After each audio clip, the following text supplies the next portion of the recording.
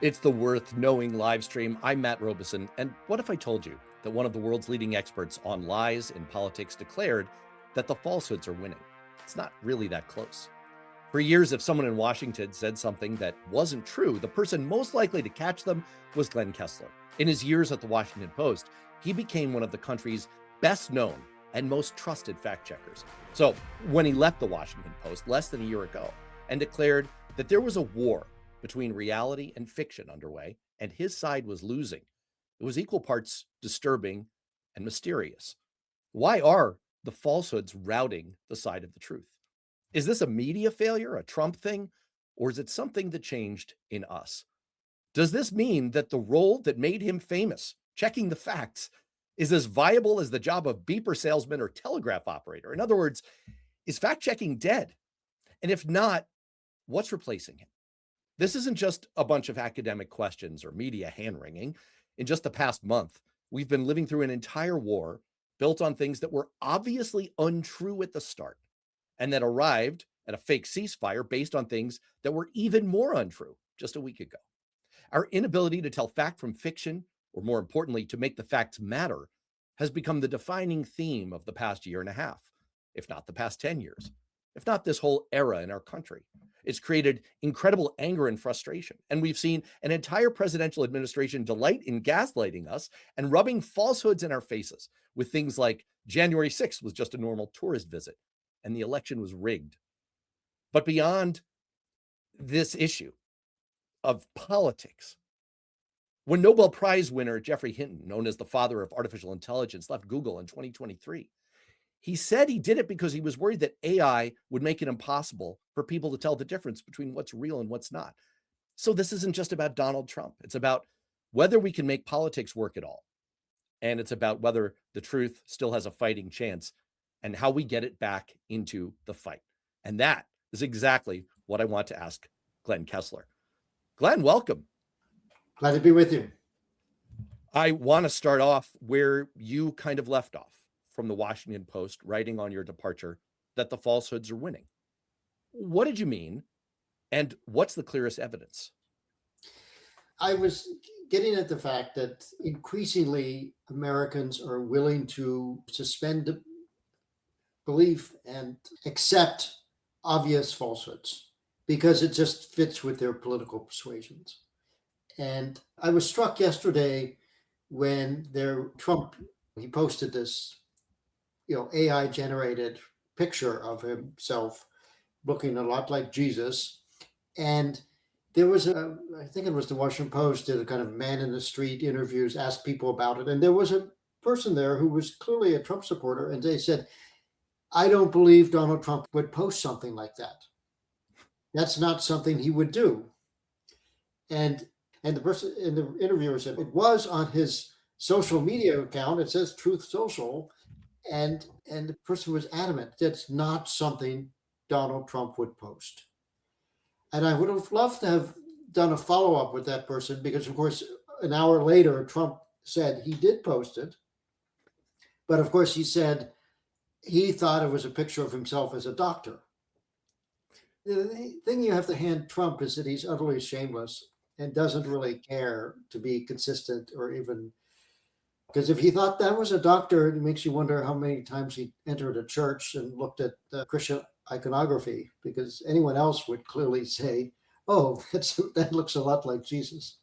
To paraphrase Lloyd Benson, my wife is a doctor. Sir, you are no doctor. So clearly something is different from when you started out in this enterprise. I believe you started writing the Fact Checker in 2011. Right. So what changed? Did politicians get better at lying? Did the media outlets treat lies differently? Or did audiences just stop caring? There were a couple of factors. One is the rise of social media.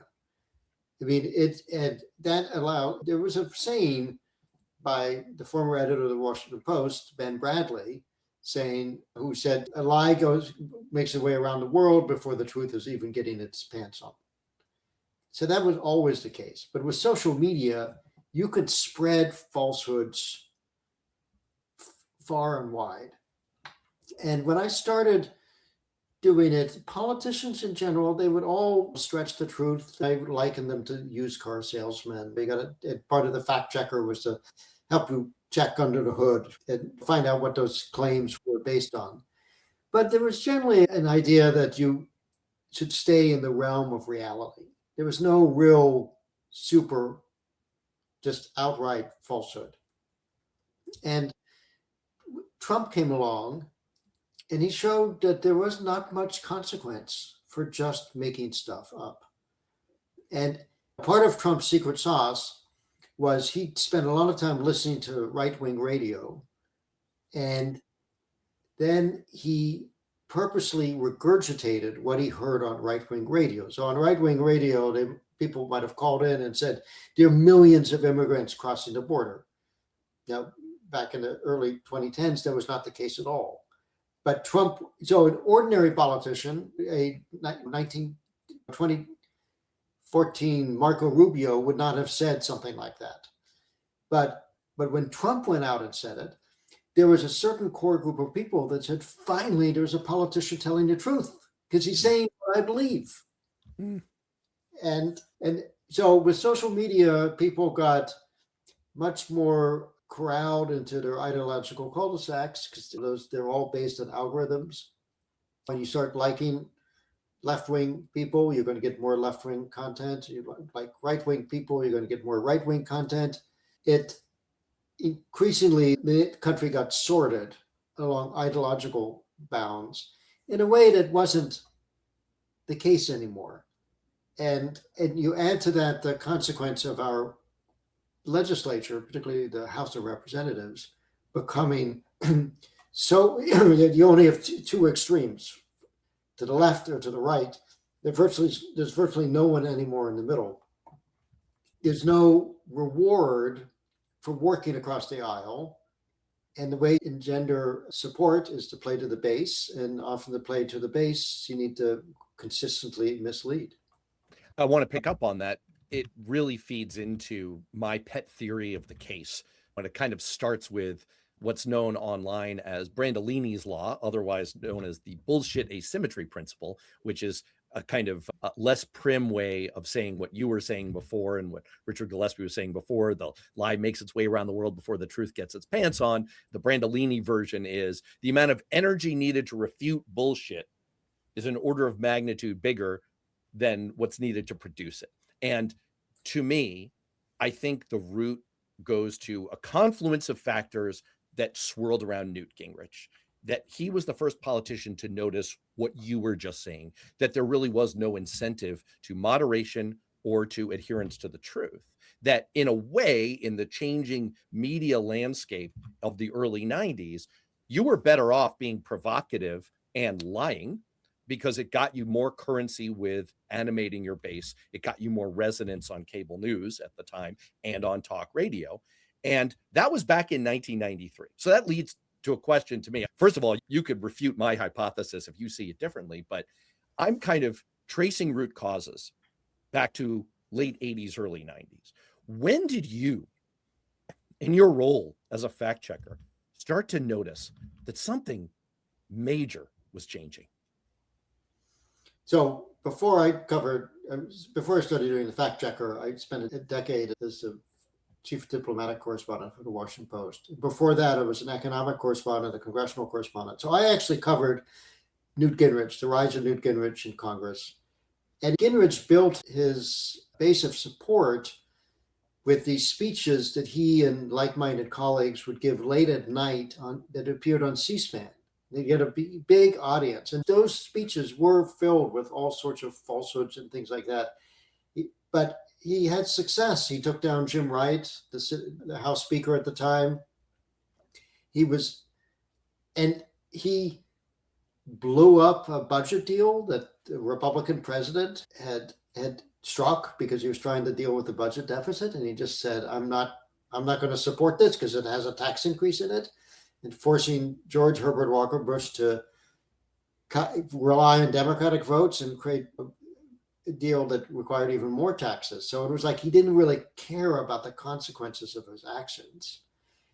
And so I think you put your finger on it, that Newt had a lot to do with this in the rise of that Congress. The Washington Post over the weekend had a really good article by a former colleague of mine looking at how productive Congress was in 1990. They're working together with the Republican president and Democratic Congress. They passed things like the Clean Air Act. They dealt with other major issues. He listed about 4 or 5, all big bipartisan votes.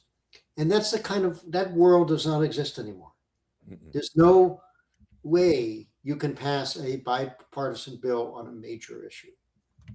And that, again, is like the country has become split into these two camps, and there's no reward for actually doing the kind of hard work that legislators used to do, which was like they would come to think about it. George McGovern, who was considered so far to the left, and Bob Dole, who was considered so far to the right, came together and created the food stamp program. That kind of bipartisan work is just unimaginable today. Right. And who passed the Clean Air Act? It kind of leads into the next meta topic I wanted to cover, because it sounds like what we're both saying is it's very easy to point the finger at Trump, and it's very warranted for the deluge of lies that have overtaken our political and media ecosystem. But I think we agree that the roots go back even further. Still, the headline really is right now, what broke the media ecosystem? Clearly something is broken. And if people read your absolutely terrific Substack, which I should probably pop up on screen because I want people to subscribe right here, glennkessler.substack.com. The very first post that you made was explaining your departure from the Post and the creeping feeling that you were getting. I don't want to put words in your mouth, but the creeping feeling you were getting that there was something fundamentally different changing about the business model, the incentives, the pressures that were on the structure of the Post. And that was probably a proxy for what's going on across the media. So let's talk a little bit about how that media firewall of truth and reality is breaking down. Last week, you wrote an absolutely terrific piece on your Substack, and I'll put it up right here. This isn't yet a negotiation, about Trump's absurd claims about how close we were, the kind of predicate we had for negotiations with Iran. I cited it in my edition of my YouTube series, That's Bullshit, last week, very much inspired by you, by the way. And I want to play just a quick clip of it in which I cite you and your work, and then let's circle back. Truth Social post that we've received a 10-point proposal from Iran and believe it's a workable basis on which to negotiate. And in fact, that we've already agreed to almost all of the points, so it just needs a couple of weeks to dot the I's and cross the T's. For one thing, Trump can't quite figure out the number of points. First it was 10. By the next morning it was 15. But that's understandable. Maybe this happened. The Lord Jehovah has given unto you these 15. 10 commandments. The bigger problem is that this entire idea that it's mostly been agreed to is total bullshit. I owe a big debt of gratitude here to former Washington Post fact checker Glenn Kessler for his Substack post about this, but clearly Iran's list includes all kinds of things that the US would never agree to and would represent an unconditional surrender by America. Iran would maintain control of the Strait of Hormuz, we'd lift all of our sanctions, we'd accept their nuclear program, and we'd pay them reparations. Trump. All right. So here we have a case of you nailed it. You absolutely nailed it. And in fact, to your credit, you took, this was not really a victory lap, I told you, but you certainly said, I warned you today when you posted that diplomacy takes years, not a weekend. So no surprise that the negotiations completely collapsed over the weekend. So here we have a case of plenty of people pointing out the emperor has no clothes in real time. And yet it doesn't change anything. And the Trump administration keeps doubling down. So is this a case of the facts failing, fact checking failing? What's the breakdown that allows this kind of thing to happen? Trump has been pretty good about exploiting the conventions of news. You have to, as a reporter, were taught growing up that when the president says something, that's news. So a lot of his blather and his posts and stuff get written up as if it's news. And it's, you pointed out the contradiction between 10 points or 15 points. But anyone, it didn't take long to find out what the Iranian points were, and the Trump people never said what their points were, but the Israeli press had it.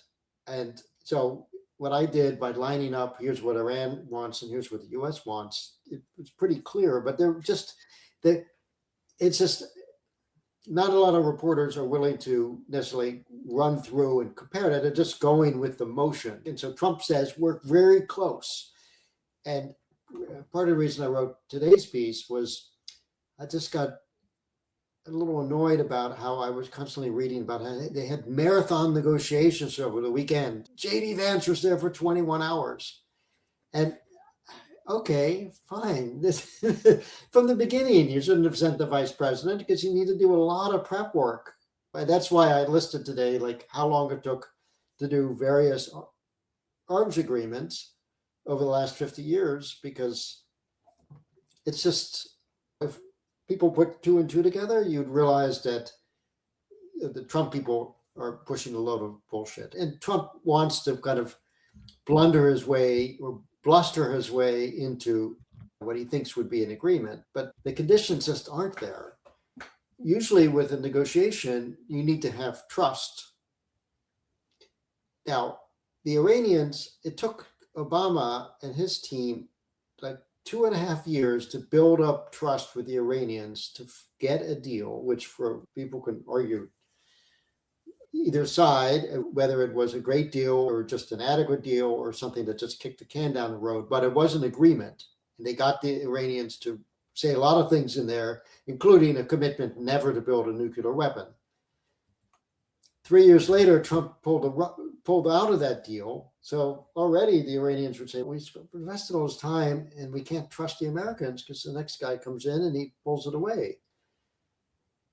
Okay, now Trump is president again. He's twice had negotiations with them. And then while they were still negotiating, he bombed them. So I think the level of trust on the other side is going to be pretty low. So the idea that you can actually then cut a deal, it doesn't make a lot of sense. But somehow, because the president says something, people feel they have to write it down and treat it straight. Right. The media isn't supposed to just be stenographers. I want to do two quick things. One, I want to acknowledge that there is a vibrant chat going on, as always, among viewers, and I very much welcome it. And I really appreciate that. This one is really interesting. I encourage people to keep at it. And I want to prime those folks to know that I'm going to pose a lightning round to Glenn, if I can keep him to hang around long enough, including questions about some of the biggest, most spectacular, most memorable, most repeated, most effective lies he's encountered in his storied career were. So if you have ideas, if you have questions that you want to ask Glenn, pop them into the chat. I am happy to route them his way. The other thing I want to do, Glenn, is pick up on something you said a moment ago, which was really interesting. You just outright referred to what Trump is saying as bullshit. And I obviously don't have a problem with that term, but it brings up something interesting that you started to do, a change that you made at the Washington Post in 2018. The Washington Post team actually did a video about it. And I want to show just a quick snippet from that video. 7 years the fact checker has been in existence, we've been hesitant ever to use the word lie. We say things are false or misleading. And a big reason for that is because we cannot get into someone's head and determine whether or not they knew what they were saying was untrue. That's why we've stuck with 4 Pinocchios. But we're making an exception here. Do you know about the $130,000 payment to Stormy Daniels? President Trump has posed a significant challenge for us here at the Fact Checker. We have documented that he has now said more than 4,000 false and misleading things. And there are many of these things are statements that he has repeatedly said, even though they have been fact-checked as false.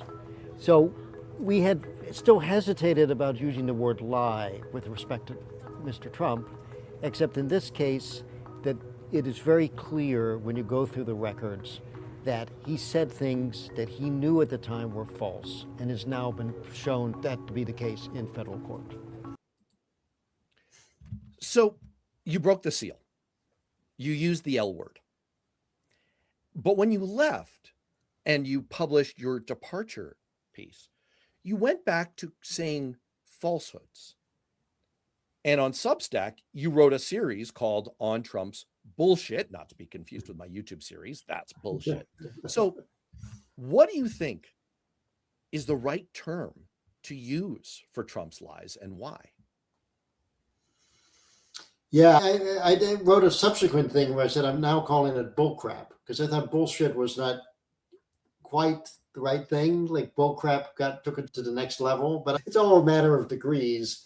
My wife also objects to me using the term bullshit too much. She maintains that I curse a little too often for what is otherwise an erudite product. She's probably right. She's right 99.9% of the time. So it will exceed to your bullcrap. I think it's difficult. In the case of the reason that piece, part of the backstory, amusingly enough, about how I came to write that lie piece was I was profiled in the New York Times. And in the piece I mentioned, I said Marty Baron, who was then the executive editor, said that doesn't want us to use the word lie. Because I was asked by the profile writer, Roger Cohen, why didn't I use the word lies? And I said, Marty Baron doesn't want us to use the word lie, which is what I had understood. After the piece ran, Marty came to me and said, I never made a prohibition against the word to lie. But if there's a moment that you can conclusively prove that there's a lie, then go for it. Let's do it. And as it happened, only a few weeks later, you had this instance where Trump's former lawyer, Michael Cohen, released audio tapes of Trump discussing the payments to his alleged paramours, which he had denied knowing anything about. Marty came to me and said, okay, I think we've got our lie. But you can do different things on Substack than you can do at a general circulation newspaper. And as I was quoted in that piece, that clip, it is a bit of a conversation stopper. And then you have to be consistent in how you use the word lie. Like the New York Times started using the word lie to describe Trump on a pretty regular basis. As far as I know, they never, ever used the word lie with a Democratic politician. And there's no one up to the standards of Trump, but Democrats do lie also. You got to be, it was a road I didn't want to get too caught up on, particularly when I had the Pinocchios. How can you argue with 4 Pinocchios? Well, let me ask you about the Pinocchios. It's a tough thing for me because I came to wonder, I should put it that way. I came to wonder over time as my understanding of Trump deepened along with all of ours. And I guess I should ask you, do you have any second thoughts about using the Pinocchio system? Was there a risk of defanging the level of lies and the damage of Trump's lies by potentially making them seem cute? Yeah, I never wondered about that. Now, the Pinocchio system predated Trump.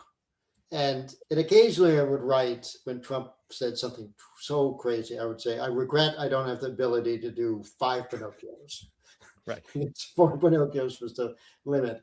And then we did created what we call the bottomless Pinocchio, which was to get to Trump's constant repeating of lies. Before Trump, if I called out Barack Obama or Mitt Romney on something, they generally dropped it. There was a piece, Mitt Romney did this thing like America was the only country in the world that put their hands over their hearts. It was a big part of his stump speech. And I did a piece where I included all these clips of people around the world putting their hands over their hearts. And he never said it again. He just dropped it immediately the next day. Trump will take the lie and will double down or triple down on it. So we created the bottomless Pinocchio, which was to acknowledge if Trump's more than 20 times had said something that had been labeled as 3 or 4 Pinocchios.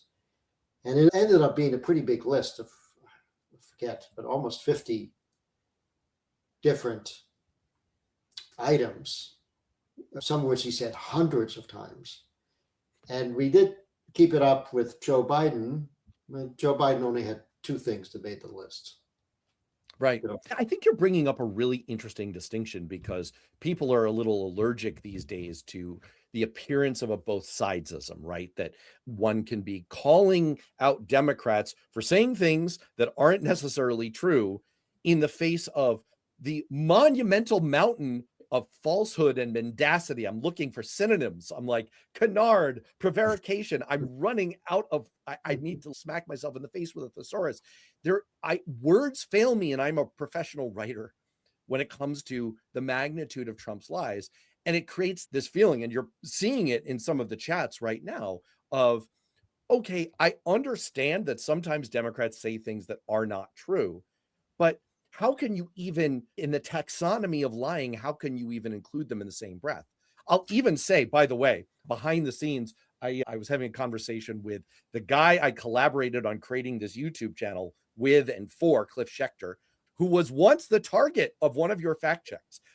And he has no objection whatsoever to the fact that we're here. He's well past it. But that was part of his point. He was like, look, you fact checked me on, I was in the middle of a debate with the NRA. And I said something that may have technically been a little bit of an exaggeration. And the net effect was it seemed to the reader like this side saying something that's not true. The other side is saying something that's not true. Whereas Christopher Cox from the NRA was like bald-faced lying. But I think you said something really important in there, which is there's a gulf of difference, which is when you point out to a Biden, to an Obama, hey, that's not really true, behavior changes. With Trump, it only gets magnified. It's like waving a red cap in front of a bullshitter. And so I think that's important. I really do. Right. I'm not saying that they're equivalent either. But you have to acknowledge when someone makes a misstatement or says something that's wrong, it's particularly the president has the biggest megaphone on the face of the earth. So my feeling was, particularly for presidents, you have to hold them to a high standard. And I did that for Obama. I did it for Biden. And if they said things that were incorrect, but I would call them out on it. But then nothing compares to Trump. And I think there's something that I don't know how well appreciated this is, but the president sets a tone for an administration. And Biden and Obama, they would do their stretches of truth. Biden in particular would tell these what I call Uncle Joe stories, these imaginary stories that he dredged out of his memory that could never really add up. And Obama was tough. Occasionally, he was generally like a two Pinocchio guy. It was half true. He was like I said, used car salesman type thing. But a president sets the tone for the administration. And Trump, by constantly lying, gives permission to the rest of his administration to lie constantly. Kristi Noem, the Treasury Secretary, the Defense Secretary, and in fact, I have a friend who worked in the Trump administration, and what my friend said was, everyone inside lies to each other. No one can trust anything that anyone says. And so I find it frightening from the functioning of a government process. Not only have they eliminated virtually all expertise and thrown out the career people that make the trains run on time, but they're all lying to each other. And you can just see they're lying to Trump about the effectiveness of the war in Iran. And that will have second and third order consequences that we can't even begin to appreciate. So it's important to call out Trump and say he's lying and stuff, but it's really scary if you think that he's erected a culture of lying where even the people that work for him can't believe what anyone is saying to each other. Let me give you an opportunity to build on that and maybe call me on the carpet. I have no fear. It's again, just building on this distinction of Biden, Obama, you hold presidents to high standards. And they would sometimes tell Uncle Joe stories. By the way, no joke. Here's the deal. Kind of, but it's, yeah, did this really happen to you in Scranton? Probably not. It's truthy. I just wrote an article about this on my Substack, and I'm going to go ahead and promote it with the bottom banner here. I hope people will subscribe. Worthknowing.substack.com. But I made an argument. I'm not the biggest political fan of Zoran Mamdani. However, I do admire him as a very able politician who I believe has his heart in the right place. And what I wrote was, and I actually started this quote by quoting another Substacker, John Dickerson, saying that in populist rhetoric, the hyperbole is the point. Only losers sweat the specifics. And what I said is Mamdani's version of non-literal speech is far more nuanced and benign than Trump's. It's a lot more clever. He probably genuinely believes in his campaign planks, and he'd implement them if it were possible. So in a way, he doesn't even feel like calling for things like free buses and apartments is a deceit, because he really believes in those things. But he also understands that to most voters, free buses, free childcare, they're directionally symbolic rather than specific receipts that they can expect to cash in upon election. And they're just sending the broader message, I care about affordability. So my question to you is, do you buy the distinction that I'm drawing there? Because there's part of me that even questions myself that it might be the pathway to madness, that I'm doing my own both sidesing right there. Or do you buy the idea that there is something in, he's making a campaign pledge, I'm going to do these things. He knows, even as he's saying it, that it's totally impractical and it's not going to happen. But that's a different category of thing, and perhaps a lot more forgivable and even admirable. It's the Mario Cuomo line, you campaign in poetry and you govern in prose. Oh my gosh, I quoted that in my piece. Okay, well, okay, yeah, great minds. And often campaigns are about messaging. And in Trump's first term, there were lots of promises he made. We had a promise tracker that we kept track of, because he signed something that he said he would implement it for some. And he implemented virtually none of those. I think this time they're trying to be much more careful to kind of pretend like he's kept his promises. He campaigned on things like no taxes on tips, no taxes on elderly people. I think there was another no tax thing. And when they passed their big, beautiful bill, they included enough of an element that, like the tax on tip, it was much more narrowed than what Trump talked about in the campaign, and it expires after a couple of years or something like that. And the elderly tax thing virtually all went by the wayside, but it was just enough there to be able to say, another promise kept. So I don't know Mamdani. I can't imagine he would necessarily credibly say to himself, I'm going to propose those, even though I don't have any ability to implement it. But more likely, it's like he proposed the stuff and then was confronted with budget numbers. I remember when I was covering the economics then, when Bill Clinton was elected, before Bill Clinton, there's a little bit of history here. Before Bill Clinton, presidents made all sorts of promises and never felt they needed to back it up or explain how they would pay for it. And people kind of forgot about those promises or whatever. But Bill Clinton actually put out a booklet, Putting People First. And it had all these campaign pledges. And it said, here's how we're going to do it. And it had budget numbers and stuff. He had a young little policy wonk named Gene Sperling, who is now rather famous. But Gene Sperling wrote up this book, Putting People First. And the thing was, it said, we can pay for this, moving this stuff along. And it's now become the tyranny of every presidential candidate. They have to match up to what Bill Clinton did. And that's why you ended up the nth degree with Elizabeth Warren, with plans upon plans. But all started with Bill. But then they got into office and the economy was in a crapper and the budget numbers looked grim.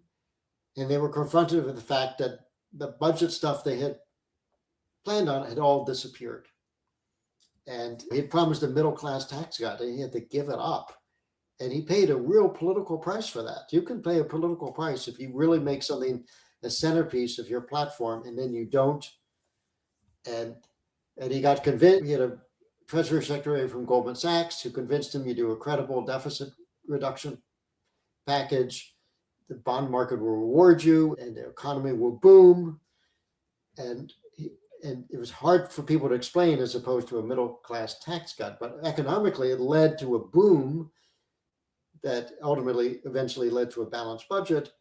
But Clinton grumbled, all we are here are Eisenhower Republicans now.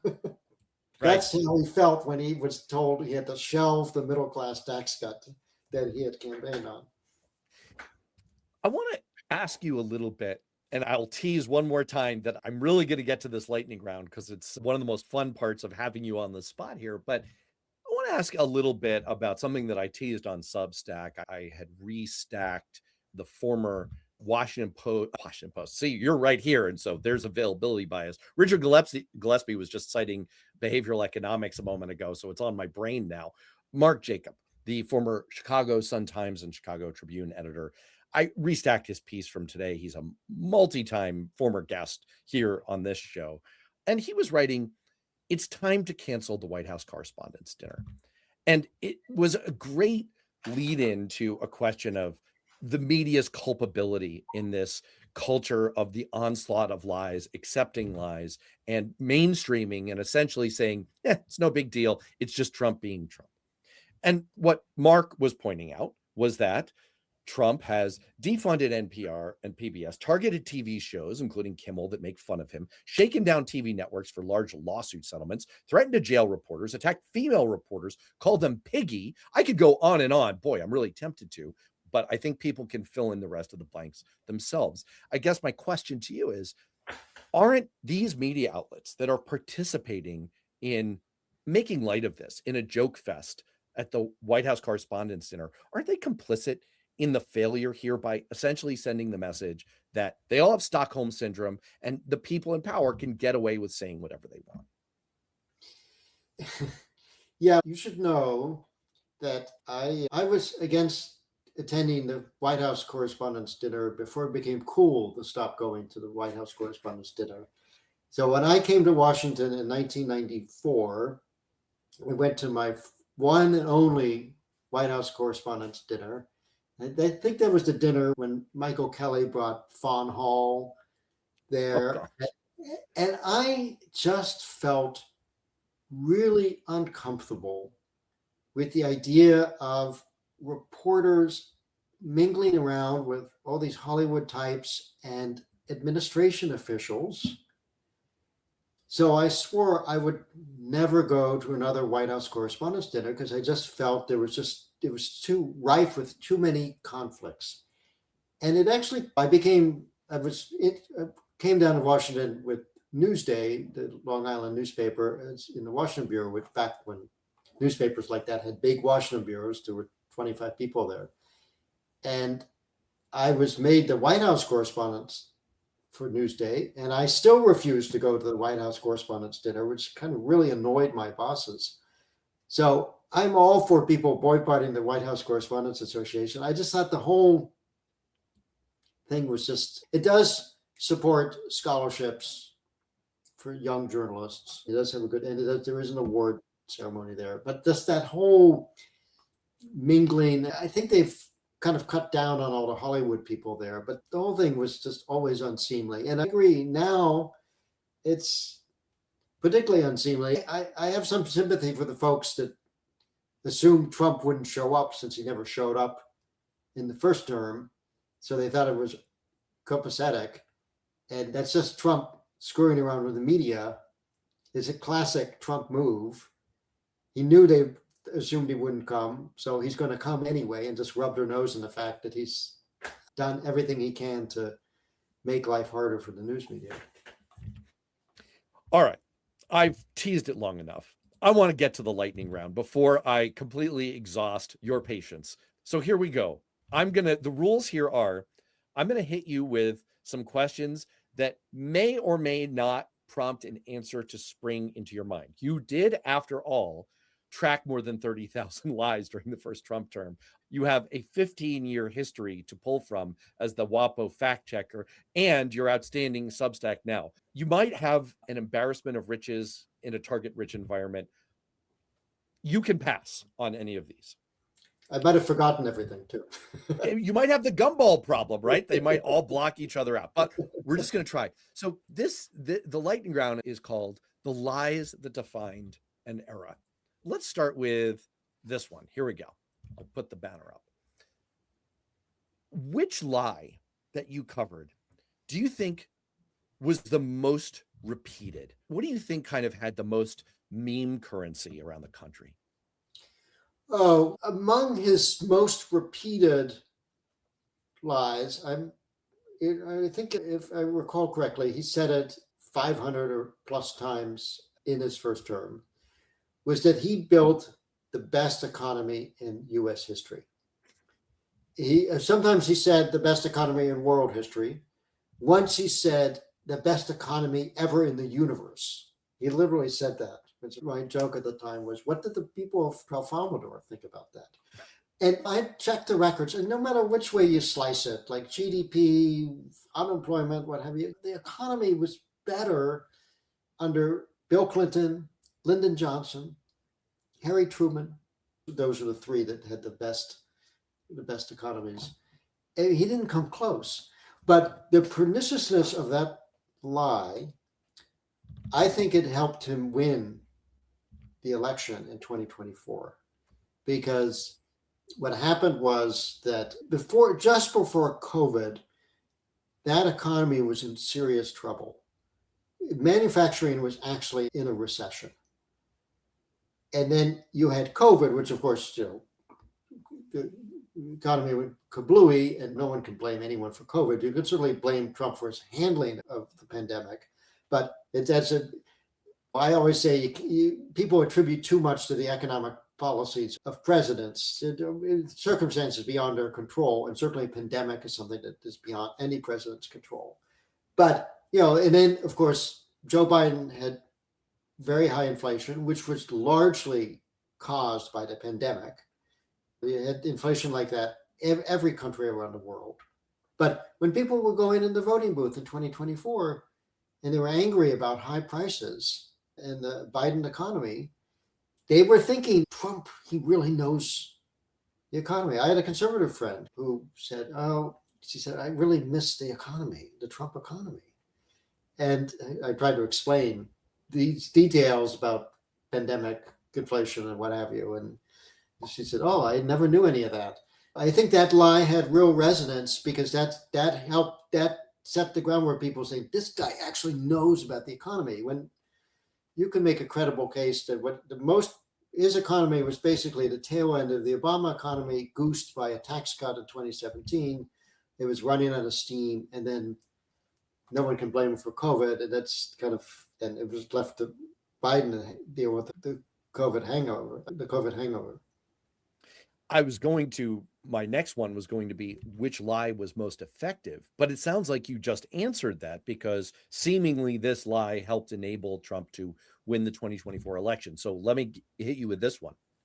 I should note, he started saying this lie only 1 year into his first president term. He was laying the groundwork. Anyway. All right. Which lie in all of the 30,000 plus, it doesn't have to just be Trump, but he is, of course, the master of the art form. Which lie that you covered was the most dangerous? The most dangerous? I feel like I'll just do it as a package. Trump's handling of COVID was really very poor compared to some of the other leaders around the world. And he tried to minimize it at first, said it would go away for a couple of weeks. After a couple of weeks, he was never really particularly straight about it.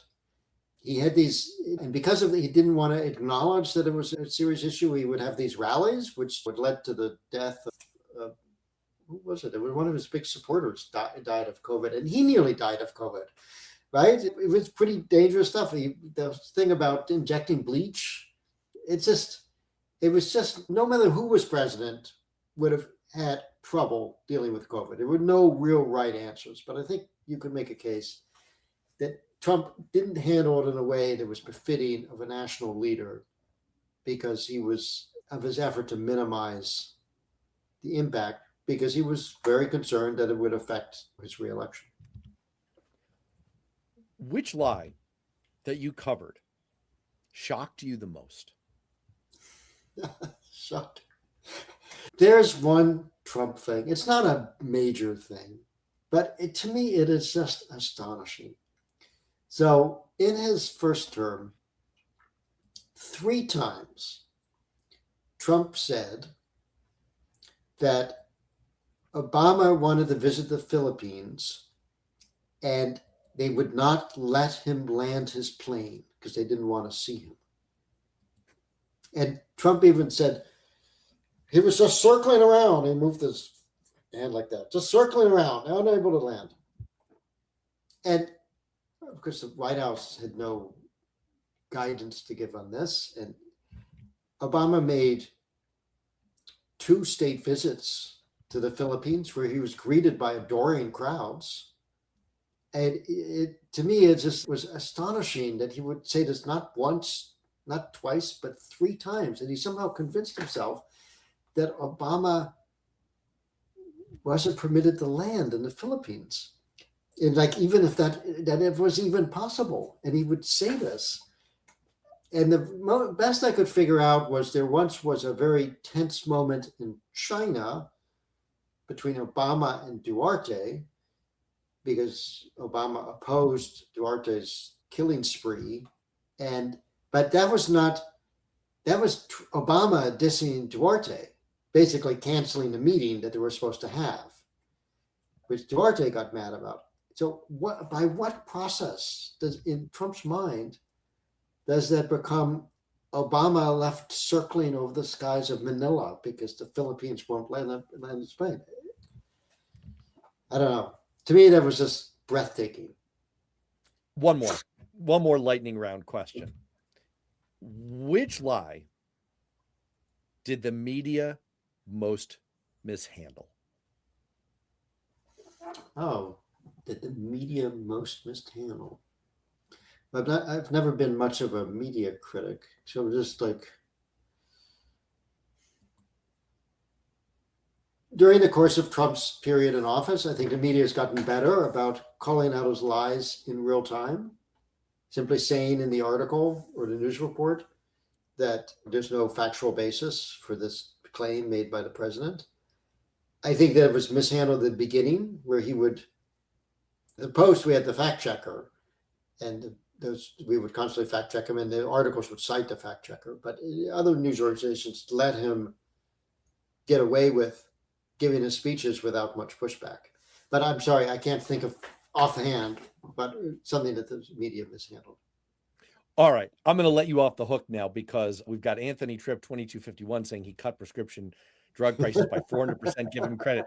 I have good news for you, Anthony. I have covered Trump RX in my noted award-winning, it's not really award-winning, see, I'm doing it myself, web series that's part of the show Political Rehab, which you can find on Worth Knowing YouTube every Friday at 12:30. And look, you can subscribe to it in my noted series. That's bullshit. I covered Trump RX. He did not lower prescription drug prices by 400%.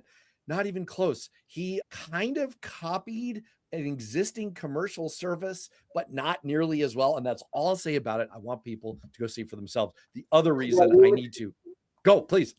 No, I was just to say, what I love about that statistic, 400%, he sometimes says 1,000%. If you cut drug prices by 100%, they would be 0. So it sounds like he's giving you money. Oh, and by the way, I should probably point out that Anthony may have been like speaking tongue in cheek. So if I just inadvertently, totally. That was Anthony. I got it, Anthony. That was totally. Yeah, you were. I probably took that, but we have we actually have MAGA people here who like engage in meaningful ways, and so it's always possible. You never know. I also have to acknowledge the comment that this was supposed to be. Let me see if I can find it here These are tough questions that need to be an open book exam. So people think I'm being a little too tough on you. And you're the noted reporter. Okay, I do want I have to a very thick skin. I'll take any question. I want to do two things as we start to approach the top of the hour. First of all, I'm going to put myself on the hot seat and answer my own question. To me, the lie that was the most dangerous, the most shocking, the most damaging, and the one that, in my mind, the media, by which I mean the mainstream media, not the false propaganda Fox News commentary media, mishandled the most was about Russia.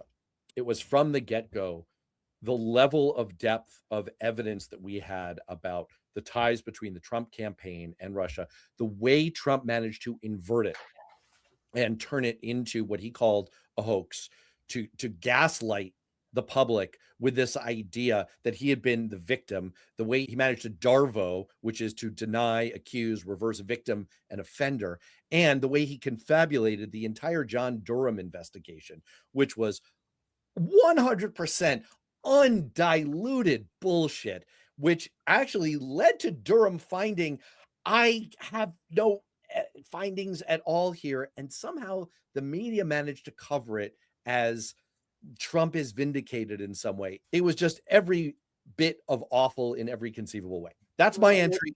Yeah, Go ahead, please. I will note the New York Times and the Washington Post shared Pulitzer Prizes for writing about Trump and Russia.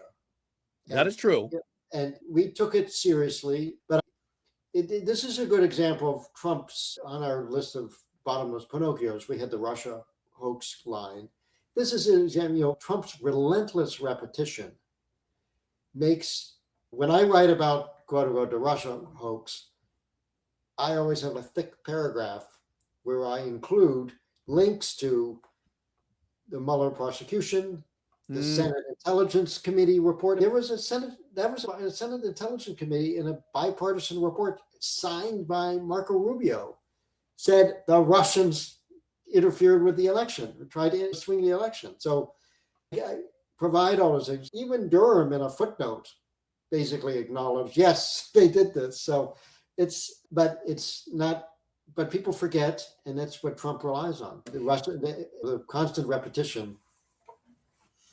And by the way, I'm not afraid to be a little self-critical myself. Anthony Tripp points out, of course I was being sarcastic, duh. And I'm like, okay, I'm sorry. Sometimes it's hard. I'm trying to do a lot of things at once. You're right. I'm sorry. I apologize, Anthony. I apologize. Okay. I want to get you out of here on this because the final topic I wanted to cover was where you started at the beginning. Falsehoods, lies are winning. And is there a future in truth? Is this a growth stock? Can truth fight back? And what's interesting about your arc is it's kind of ironic. That final column at the Washington Post went kind of viral. You point out that fact-checking arose during a very different media era. We've talked about that here. At a time when politicians were still constrained by shame, and we had shared facts, and there were gatekeepers, for better or worse, slower news cycles. And you've clearly concluded that we're on the losing side of the battle right now. Truth is kind of bringing a knife to a gunfight. And yet, you're still at it. You're still fighting the good fight on your Substack, which I'm going to promote right here and splash up on the screen. Why do you think that the truth can still win? Oh, yes. Of course I do. What I'd say at meetings of fact checkers, I say the thing is the arc of history runs long and you have to keep plugging away, and history will look kindly on people that sought to tell the truth. I think you look at the Hungarian elections this week, and where Orban had really, he gerrymandered all the districts as much as he could. He'd taken over the media institutions. He'd kicked out the universities. He'd done everything to shape the electorate, and he still lost. And that's because ultimately you were leaders ultimately judged on their performance. And even though Orban tried to stack the deck, he had done such a bad job with the Hungarian economy that people were sick of it. I take some hope that if you keep plugging away at it, ultimately the truth wins out. As good a note as any to end out on. And I want to join Cynthia Rice, as always, to thank everyone who's been so active in the chat, in the audience. I'm sorry if I didn't manage to get every comment up on the screen. I tried to keep up with them. Sometimes I kind of failed. I half missed the meaning, but I do my best. And Glenn, thank you so much. The Substack is truly excellent. And what I really like is it arrives at a good pace in my inbox. It's not you're getting inundated every single day, which you could easily do. I'm getting like the nuggets of things that I really want to pay attention to.